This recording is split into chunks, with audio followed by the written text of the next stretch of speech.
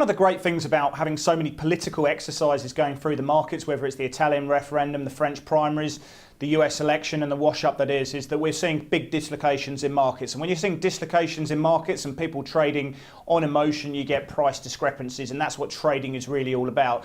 I want to touch on a few things that I'm seeing which I think are really interesting in terms of momentum and trend trading. I think firstly, euro dollar looks like it wants to go lower. We're looking at the Italian MIB, the Italian equity market there. We're having a look at some of the Aussie crosses, specifically Aussie CAD and also the Aussie dollar to the downside as well. So I think these markets are really seeing quite good attention.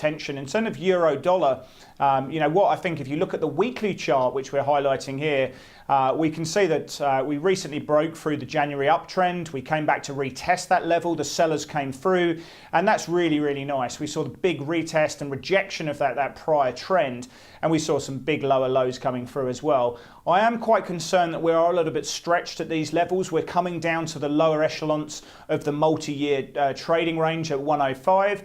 We're probably pricing in a lot at the moment. If you look at the spread between German bunds and US treasuries, or the premium that the US Treasury market, the 10-year commands over bunds, it's basically the most elevated it's been since 1989 when the Berlin Wall came down. So we are seeing a situation where a lot's being priced into the US dollar at the moment. We know that the market, since the US election, has gone from pricing in 2.4 rate hikes until the end of 2018 to now 4.5 rate hikes. So there's a lot of exuberance, a lot of goodwill towards the US dollar at the moment, but I think rallies are to be sold. I think we trade into that lower echelons of that trading range around 105 at the moment, and that's going to be led by the US dollar as opposed necessarily to euro weakness.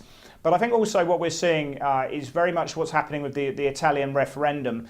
We are seeing real stress coming through in Italian specific assets.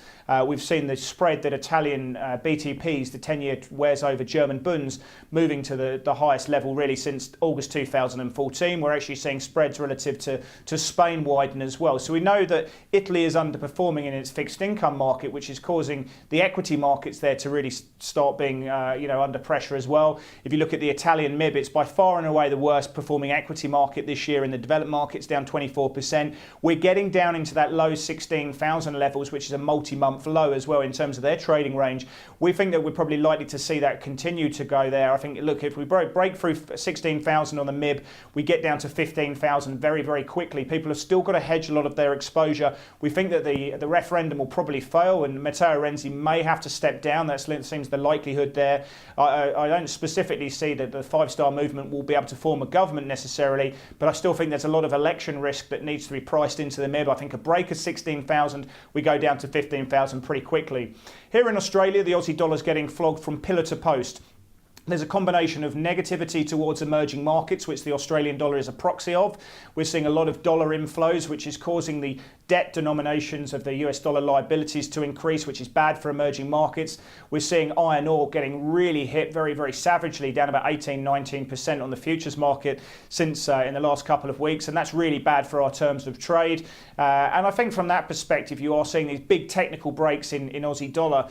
We recently broke through the September low around 74.42. I think any retracements in the Australian dollar against the Canadian and also against the US dollar look like selling opportunities to me. We're seeing big technical breaks. There is no such thing as support in these markets. The commodity structures are working very positively against the Australian dollar. So I think this trades down into 71.50, which was the recent low. But certainly rallies are to be sold in the Aussie dollar against the US dollar, and also against the Canadian dollar.